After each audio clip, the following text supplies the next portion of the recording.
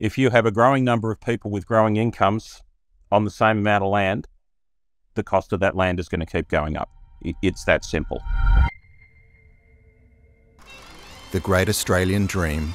A quarter-acre suburban block, a garden, a hills hoist and a barbecue, providing the foundation for family and social stability. 50 years ago, if you lived in a capital city, this would set you back around $20,000. A lot of money back then, about 4 times the average annual salary. But it was a prosperous time in Australia. Up to 75% of us lived in a home we could call our own. Fast forward 50 years, and the average house price in an Australian capital city has reached a milestone whole number. $1 million!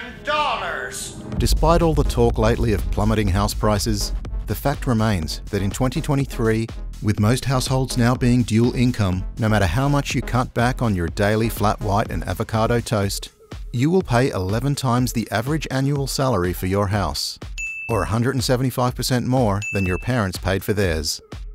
And by your house, I mean a 2-bedroom unit. Alright, maybe a 1-bedroom unit. So what happened?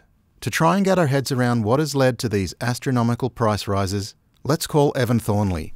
He's the executive chair of Longview and knows a thing or two about property prices in this country. Evan, house prices used to cost 4 times our salary, now they cost 11 times our salary. What the hell is going on with house prices? Look, what I'd tell you in a nutshell is Australians live in a small number of places. You know, more than half of us just live in 3 major cities. They're not making any more land.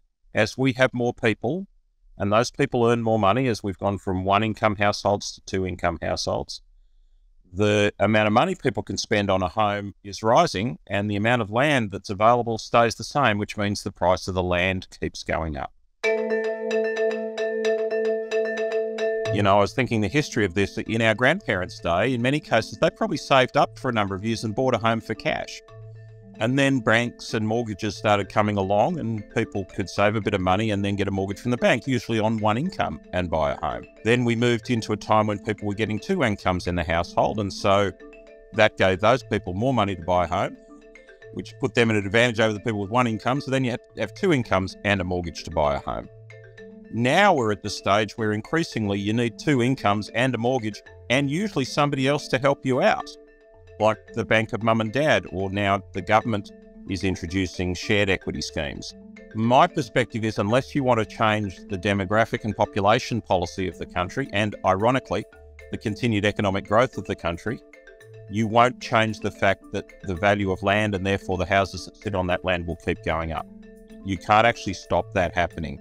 So what we need to do is acknowledge that that's the truth and find mechanisms that allow people to get into the housing market, because then they become beneficiaries of it. So what about interest rate rises? Isn't that bringing down the cost of houses? Yeah, look, interest rates go up and down, and they have done since the beginning of mortgages. But in Australia, house prices over the long term just keep going up. Even when interest rates go up, house prices in the long term go up.